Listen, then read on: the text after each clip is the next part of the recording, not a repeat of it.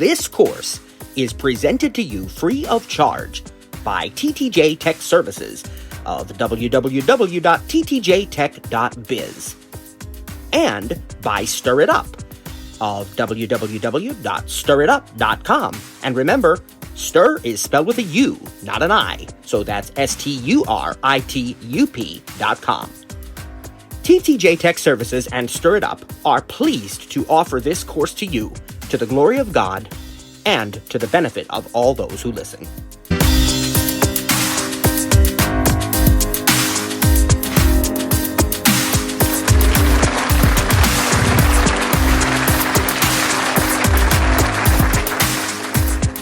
Welcome, Cord. And praise God. There we go. Okay. So once again, this is an experience lab, but we're going to do a little bit of teaching first. So if you're listening online on one of the podcast platforms, this is going to be a much shorter recording today than usual, but it is still going to have some good information in it, we think. I guess this is session 8, technically.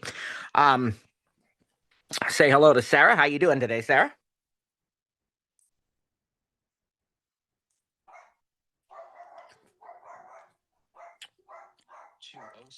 And maybe she's not able to unmute just I'm yet. here. Oh, there you are. There you are. Hi. I'm like, Spring that on you last minute, right? That's right. I'm like, okay. I have to do the okay. Quick, hurry. Drop everything. Hi. All right. Well, you know.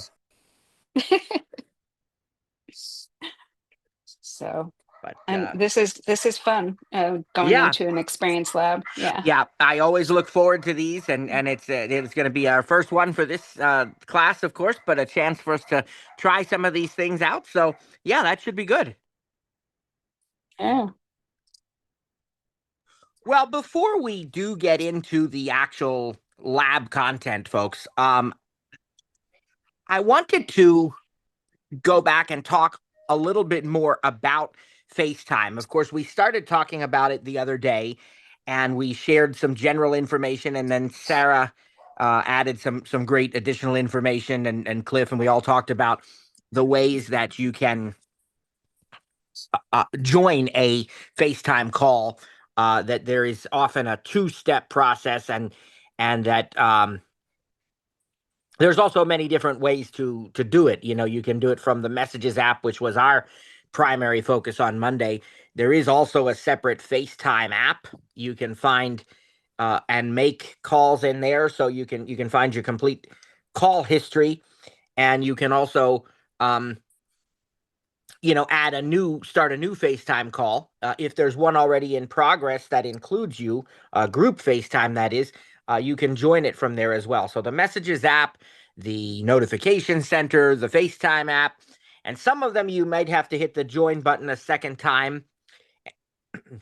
And also, if you are using the FaceTime, if you did start the FaceTime through the Messages app, especially, remember what Sarah said, that very important tip about finding the button that says Open FaceTime so that you can find the rest of the controls. Because that's how you can mute yourself, you can start or stop your camera, you can, do all of these important things, even share your screen. And by the way, just a note, all of the modern iPads now that are being manufactured, except I don't believe the iPad mini, but every other iPad has a landscape camera. And what that means is that it is actually positioned on the side. If you're holding the iPad in portrait mode, it's going to be like on the right side of the screen. You can actually feel a little notch with your finger on some of the iPads, but this means that the best way to do a FaceTime call is in landscape mode, just like everything else, right? Now, I'll be very clear. You can do a FaceTime call from any orientation. You can do it from portrait. You can do it, and that's always been the case. But with the older iPads, it used to be that when the front-facing camera was positioned in the top part of the screen, like it is on the iPhone, then really to get the best view, you had to flip the iPad to portrait. Otherwise, you were kind of getting a view of yourself like off to the side. And, center stage helped with that, which I'll describe that in a moment, but it still wasn't, the best way to do it, perhaps. And especially now that a lot of these keyboards, like the Magic Keyboard and so on, require the iPad to be in landscape mode anyway, Apple moved the camera. So the 10th generation and newer iPads all have landscape cameras. The latest iPad Pro M4, iPad Air M2, and M3, they all have landscape facing cameras. As I said, I don't believe that the iPad mini does because that's a smaller device. I might be wrong on that, but I don't think so. So the other part of these cameras is that they have center stage. So what center stage does is it uses advanced software, basically, to keep you or whoever is on the call in the view, in the field of view, even if you move. Now, of course, that's got to be within reason, right? You can't leave the room and it track you. But if you are within reasonable view of the iPad, even if you would move a little bit from side to side, it's going to use the software to kind of follow you and keep you in the camera view. I think this, I Un- mean, this is Unless the, you have a dog, and then it will follow your dog. oh, really? Has that happened to you? Absolutely. Where she will lie down in front of the camera and the camera will all of a sudden follow her. And Oh, they're like, that's wait, funny. we lost you. Where are you? And I'm like, uh-oh. Okay. I have to stand up, wave at the camera. That is funny. Yeah. I uh I know that our dog tries to get into the camera whenever she can, if we're talking to somebody that she recognizes, especially. But that's funny. So Yeah. so what this thing does, if this really was designed for people, maybe you're trying to conduct a meeting at the same time as you're doing something else, or some type of demonstration or something, cooking or what have you. But I think it is absolutely fantastic for those of us who can't see, because especially if we're not used to making sure we're looking right at the camera, we don't know exactly. I mean, you can kind of gauge approximately, but that's the perfect kind of fix for that. So that's an important feature. It is enabled by default. Shouldn't have to do anything. It'll just work. And then the other feature that I wanted to tell you about with FaceTime is, and I think that this applies to, well, not I think, it does. It applies to both FaceTime audio and the, video FaceTime calls. There are different mic modes for the microphones, and you access this in Control Center. So this is very important. When you're on a FaceTime call, you actually have to be on the call. The FaceTime call has to be active. And then when you go to the Control Center, normally the first thing in the control center is the airplane mode, and there's the like add controls to the left of that and stuff, but basically the first control is airplane mode. But now if you are on a FaceTime call and you open control center, if you swipe to the left of airplane mode, you're going to find some of these other options, video effects and so on, and the mic modes. And the mic mode will tell you what the current mode is, and I believe there is standard, there's wide spectrum, and there's voice isolation. And so what happens is with standard, it's just kind of not really doing any special things to it. It picks up what it picks up, and they're excellent mics, But if you change it to voice isolation, it is kind of like what we have in Zoom with the noise suppression that Zoom offers, but I actually think it's really, really phenomenal in FaceTime. It really gives the person a clear sound of your voice, but nothing else. I mean, things could be going on in the background and you don't even hear those things at all. And then wide spectrum is the exact opposite. And that's best for situations where maybe you want to use your FaceTime call as a chance to share, a piano piece that your child is working on, or some other kind of thing that they really need to hear the background noise especially well. And so that is wide spectrum. So you have three choices. You just tap on the name of the current choice and you can pick one of the three then. And so this is again And it in will stay. It will stay with that it'll too. remember that for the next It, time, right? exactly. Yes. Yeah. And I think it's just I think it's for that particular call, or does it stay that way for all FaceTime calls after you have turned it on to I mean I have it on isolation, but I seem to think it's for all of them until you change it again, actually. yeah. I think. Yeah. Yeah, That that's I think that's my experience too. mine Yeah. too. Yep, yep. And so that is useful. Uh, it does work with third party calling services as well, like Zoom. But what I have found out is that because Zoom also has its own modes, sometimes the two can not always play super well with each other. Like I one time had voice isolation enabled because of the uh, fact that I was on a FaceTime call. And then I went into Zoom and I wanted to enable original sound so people could hear voiceover or something. And it said to me, you have to disable voice isolation from Control Center first. I mean, I'm paraphrasing, but that was the gist of it. It wouldn't let me do that. I actually had to go into the Control Center and disable that, and then it would do it. So you just have to be aware of that. But they are supposed to work together in some form. Now, when you're on a FaceTime call, group or individual, there are some other things you can do. We mentioned this briefly on Monday. You can, of course, mute and unmute your audio. You can start and stop your video. And you can share your screen. And sharing your screen will allow both the audio and the video from your iPad to be seen and heard by the other person or other people in the call. And this is not to be confused with SharePlay, which I'll talk about in a minute. But this is a way to share whatever it is that you're doing on your screen, on your iPad. There's also some other cool things in FaceTime that I won't get into just for the sake of time, but you can play with them, different emojis and filters. You can, my daughter really likes to use the filters in her FaceTime calls, and you can have fun with the different effects and so on. But I did want to talk briefly about SharePlay. So SharePlay is a FaceTime feature that allows people to do various things together, like watch a movie or listen to music together and things of that nature. Now, inside of the FaceTime app interface, you will not find a specific SharePlay option. You'll find the share screen option or share content option, which lets you share your screen. But that is not how you start a SharePlay session. The way you start a SharePlay session is to be on a FaceTime call with someone and then open the other app that supports SharePlay, like the music app or the TV app. When you start playing something, it's going to recognize that you're on a call. It's going to ask if you want to play that music or watch that movie together or just yourself. And it even works with the Apple TV through iCloud and continuity. So you can use the Apple TV to watch the movie or the show or whatever. Now, there are some conditions to this. And this is very important. Both people or all people, if it's a group call, must have access to the material you're trying to share.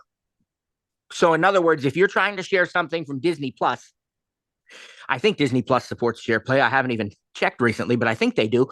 But just as a hypothetical, if you're trying to share a movie from Disney Plus or from the TV app itself or music, whatever, everybody is going to have to be subscribed to either Disney Plus or Apple Music or Apple TV Plus or whatever it is that you're trying to share. And that is, for legal reasons, I assume, and licensing and what have you. So everybody's got to have or be subscribed to the same thing that the person is trying to share. Now, when it comes to, for example, YouTube, one of the most popular video sharing sites in the world, YouTube is interesting because the YouTube app actually supports SharePlay, but only for YouTube Premium subscribers. But there is a way around that, which is to use that first option that I told you about, that share screen option, instead of using SharePlay. So when I want to share a YouTube video with somebody, I start the screen share from the FaceTime app, and then I just play the YouTube video. I say, no, don't SharePlay, and I just play the YouTube video regularly, but both people can hear and see it. I don't know that that is always going to work because I don't know if YouTube will decide to disable that since they only have the SharePlay feature for the premium subscribers, but I don't feel like we're doing anything illegal, because if Google didn't want you to do it, they'd put a stop to it immediately. That they would just prevent it from playing when you're doing a screen share or something. So I'm kind of leave that in their hands. If they decide they want to do that, that's up to them. And then you have to decide if you want to be a premium subscriber. But as of right now, you can do it that way. You just don't do the regular share play. When you open YouTube and it detects that you're on a call, it's going to ask you, do you want to upgrade to premium so that you can share play? But if you say no, thanks, or whatever, then you go back and you share your screen, it will work. So again, that's just however long that continues to work or whatever. I don't know. But that does work now. And then with share play, there's also even shared gaming people do. And my daughter does that sometimes, and so forth with friends. And so there's a lot you can do with share play and with FaceTime overall. The group FaceTime calls, I believe officially the documentation still says you can have up to 32 people in a group FaceTime call. I thought that I heard somebody say it was upgraded to 64 at some point, but I haven't seen documentation to back that up at this point. So I don't know. And I've never had that many on it's been 4 or 5 at most, usually with me when I do the group FaceTime calls. So couldn't tell you other than what I read in the documentation. And I don't know, just trying to think if you are using the group FaceTime feature, again, I don't know whether we should. I know I can't demo this, while we're on this call, but just be aware, you can use your normal voiceover commands to find whatever you're looking for. There's a way that you can, when you open the FaceTime controls and you see all the participants in the call, remember how we said on Monday that it doesn't always ring everybody when you make a group FaceTime call, but you can ring an individual person in the list. Like you open the FaceTime controls, and let's say I'm talking with Cliff and Sarah for an instructor meeting. If I see that maybe Sarah has already joined, but maybe Cliff hasn't, maybe he's working and I don't think he's heard the call, maybe he's not paying attention, maybe he's ignoring me on purpose, hard to say. He'll hear that back later, but I can find his name, and then I swipe up or down with one finger. It's a rotor action, and there is an option there that says ring, and that will actually cause the other person's phone to ring then. So if you think somebody maybe just isn't aware that you started the call or something, you can ring them that way. So that's a little bit of an overview of FaceTime and FaceTime audio. Do you have anything else to add about that, Sarah? The only thing I would say is that make sure that, I mean, we've already said this, but make sure that everybody is on an iPhone, unless you want to send a specific link every single time you're on that group. Right. But there's another thing that may be a bug, I don't know. It's happened to me once before and then again yesterday, where a person was not being allowed to join the group. So trying to get that person on the group, it was denied and it wouldn't happen. So I went into the contact and I deleted it, because this is what my answer to the last time I did this. I took the email out of the contact so it wouldn't mess with that at all. And I was able to get him into the group. And then I went back to the contact and put the email back in. That's really unusual. And I don't know, I was thinking about that because you mentioned that on Monday as being a potential issue. And I don't know whether it's maybe that somebody like previously was not an Apple user when you added them and then they became an Apple user, or vice versa. Like, it's really hard to say why that, would happen, because in theory and most often in practice, if the email address is registered with FaceTime and iMessage, if the person has added that to their Apple account, Yeah. it shouldn't matter. But that I guess that there must be some weird quirk somewhere along the way there. Yeah. And I saw that the phone said phone and not iPhone. So I changed it to iPhone. It maintained it. Sometimes it'll switch it out if you're wrong. But it kept that, but it still would not allow. that Yeah, contact in. very interesting. Very Yeah. interesting. So I guess that's the workaround. If anybody encounters that, then you can delete that apparently offending email address and then add it back Maybe in because it later. was Gmail. Maybe. Anyway, But yes, normally, as Sarah said, all Apple users, iPhone, iPad, Mac, Apple TV, and you can actually even do FaceTime from the HomePod and the Apple Watch. Now, of course, they won't be video; it'll just be audio, but you can do that. I think FaceTime audio, or I mean, any FaceTime, but just looking at regular phone calls, I think FaceTime audio is about the best audio quality that you're going to get. I mean, I just think it's yes, superior to landline and everything. it's Um, infinitely better than any other kind of phone it call. yeah, yeah, yep. And the only caveat you'd have to be careful if your cellular connection, if you're not on Wi-Fi. Well, I mean, even your Wi-Fi connection has to be good, but especially if you're not on Wi-Fi, if your cellular connection is weak, you may have trouble with a FaceTime call if you only have like one bar of service or something. And And it also be careful that you choose audio if you do not want to be seen. Like, Right. don't do that on by accident and then, be thinking that people aren't watching you. Yeah, yeah, that's yep, two choices, audio and video, so be careful. Yep.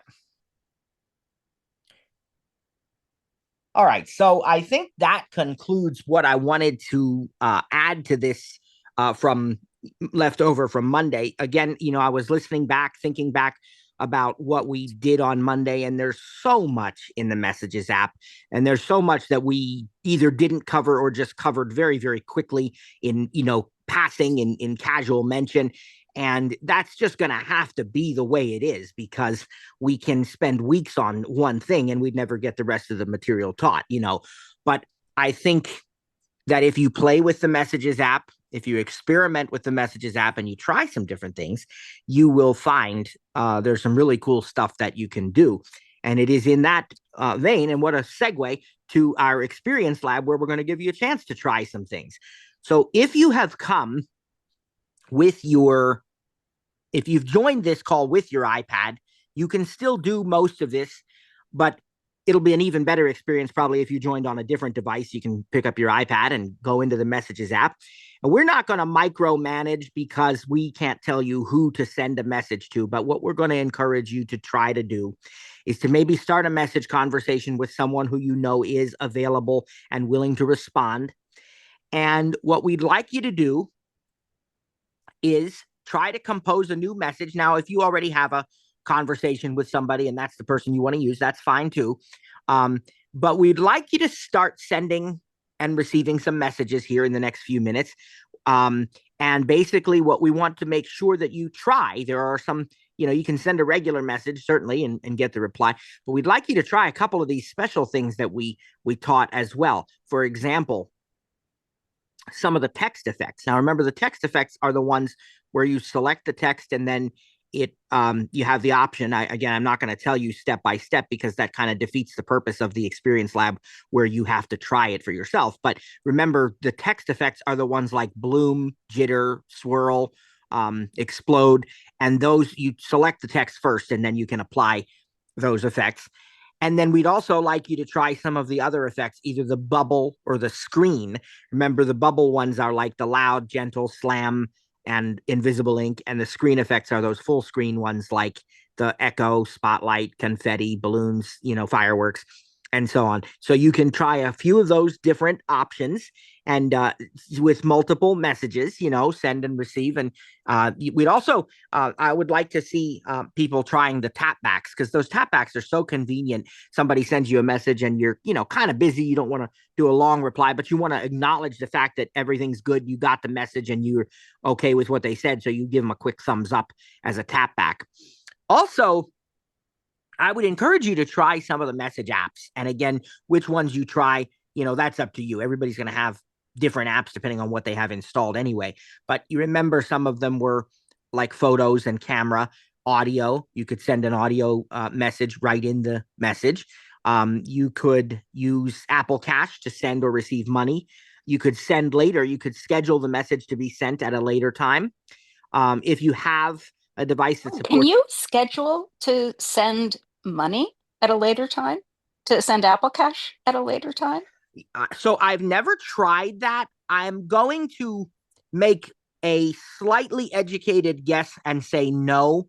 And the Yeah. only reason that I'm saying that is because I'm not sure that, and I don't know where the limitation is, whether it's with the scheduling or whether you can't have more than one app in use at a time. Because I tried one time to send, what was the thing I was even doing? It was something else that required me to use one of the iMessage apps or something. And so I put that in there, and then I thought, now can I also schedule this? And then I couldn't. And Yeah. I don't even remember what the first thing was that I was doing. Oh. And But also you have to, for Apple Cash, you have to double click if you've enabled that, you know. right, and that is going to be the default that you'd have to Yeah. double click and give your either your Yeah. well Touch ID or Face ID on an iPad. But yeah, yeah, exactly, Yeah. yeah. So I would say probably not. Okay. I would say not. And the other thing, just to point out while we're talking about that, is you can't schedule to non-Apple users. A lot of these message apps, not all of them, but a lot of them do require iMessage. In other words, they require the recipient to be an Apple user. So if you ever go into a message conversation and you forget about that, and remember for sighted users that um, when they come into you, when somebody sends the messages to you, the iMessage is the blue bubbles and the other ones are the green bubbles. But if you go in there and you say, I don't see send later. I saw it yesterday in this other conversation, but today it's not in my list of apps. What am I doing wrong? Well, probably nothing. It's just probably you're trying to send to somebody who's not an Apple user, and then you're not going to see that. So some of these things do require Apple to Apple, iMessage only. And but play with that. And I'd also remind you, we haven't talked in this class yet about share sheets. We will later on. And if you took voiceover in and out, you know about share sheets.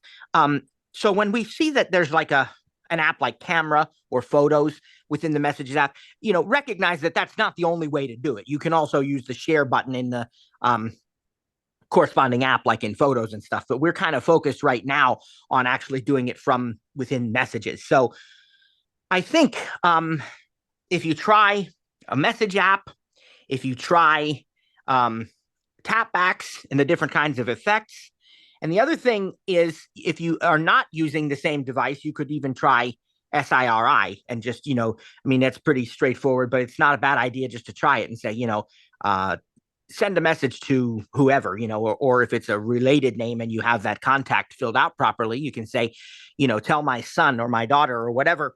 And you can actually even send an audio recording that way. You can say to SIRI, send an audio message to so and so, and it will record your voice and send that as audio. So, of But course, not while you're on Zoom. but not while you're on Zoom, right? So, if you're using the same device, you won't be able to do any of the audio stuff. So, we will take a very quick round. Now, before you go putting your hands up, let me explain the rules here, please. We're going to take a very quick round of questions only for the purpose of clarifying our expectations for the experience lab. Okay. If you have a question about what did you say I should try when it comes to blah, blah, blah, whatever it is. Okay. What we will not do is if you raise your hand and you say, well, how do I do a tap back? And we're not trying to be mean. We're doing that for a very specific reason. It's because we want you to try to figure it out. You're not going to break anything. And when the lab is over, we'll take questions. And if you got stuck, we'll absolutely help you. We're not opposed to that. But the whole idea of this is that you try it. You try to figure it out. So we will not answer questions about how to do things ahead of time. But I have told you some general tips and hints about that. So we're going to take a round of questions right now about any clarification you need on what the expectation is for the lab. Put up a hand quickly if you have one, if you have a question. Didn't say that the way I intended to. If you have a question, put your hand up.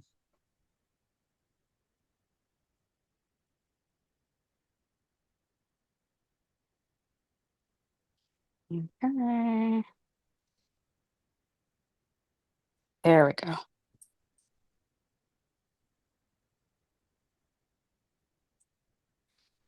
Okay, Cody, you can unmute. Um, it's me, Cody. So, like I said, I just got my keyboard not that long ago. Um, but I'm wondering with the messages app and stuff, are we allowed to type for those of us who have the magic keywords? Are we allowed to use them Well, for typing? it's not really my place to stop you. I mean, right now we're trying to focus on the touch screen because we want to make sure everybody gets that experience and gets all the benefits of it. But I mean, if you go into an edit field and you type your message instead of typing it on screen, that's okay. I mean, we're not gonna, you know, not gonna send the police after you. It's your There's choice. no grade. Nope, nope, nope. So yeah, you're Okay. good. You're fine. Yep. I was just wondering because for me, keywords, I feel more comfortable around them because like the way I look at it is, and correct me if I'm wrong, it's just t- I'm more comfortable when it comes to touchscreens around like iPods and iPhones. Like the bigger the device, touchscreens, I'm like, I Well, and just I think a lot of people are that way. And I think that by the end of this class, hopefully by the end of this class, I mean, by the end of the entire course, you'll feel differently because you've had more training on that. But yeah, I mean, that's a fair assessment. A lot of people are uncomfortable with the larger screen. So yeah, whatever works for you there. And thanks for your question. Absolutely.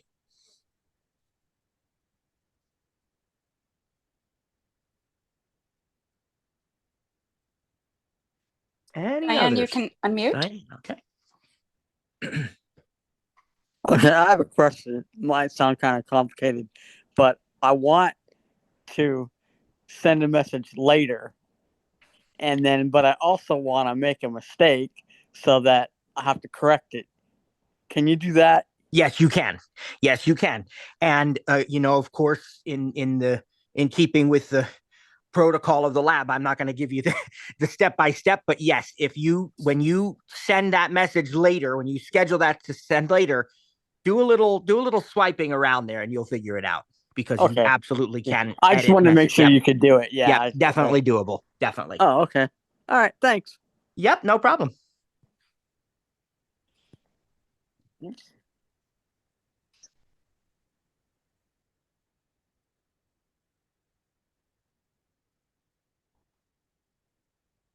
Okay, that's it. That's it. All right. So we are going to go to our lab time. What I think we'll do, and we may be. Oh, Oh, we have we got another one. another one. Okay. Okay. Viola, you can unmute. Hopefully. Hopefully you can hear me because I'm We wearing a can now. different. Yes. How you Good. doing? Yes. I'm going to take a point of personal privilege because I can and I know I can. Matt, I'm supposed to get my smart plug today. So if you could give me a call tonight, we could go over how to do that. I've Yep, that never should be no problem. done Yep. anything to do with the smart plug. I'd rather use the home Apple Home if possible. Yeah. Um, Yep. so okay, that's all I wanted. Sorry, Sarah, but Okay. All right. All right. So what we're going to do is we'll have a period of maybe silence. Maybe Sarah and I will talk a little bit. I've got to do a couple things also at the same time, so it'll be a little bit of both. But will let's say 3 o'clock. That gives you about 20 minutes to 3 Eastern, and don't leave. It's going to be silent or some occasional conversation. But remember, the meeting is still going on. Just stay here, and when we are done in about 20 minutes, what we want to do is get you to share your experiences trying this messages app, trying these different features. So then we'll ask for raised hands again. We will take both questions and comments this time because this is the point of the lab for you to share your experiences. If you're listening online, this is going to conclude the podcast portion. So God bless you and see you in the next session. But for all of our live participants here, about 20 minutes and we'll be back.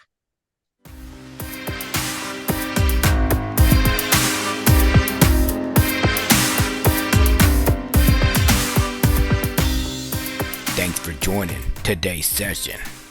Didn't get your question answered? Have an additional comment or feedback? Email us info@ttjtech.biz or info@stiritup.com And remember, Stir is spelled with a U.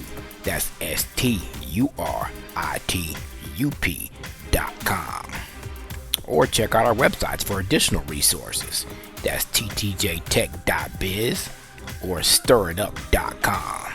And remember, subscribe to the newsletter when you're there. That way, you don't miss out on any upcoming announcements or events. Thanks for joining us. God bless, and see you next time.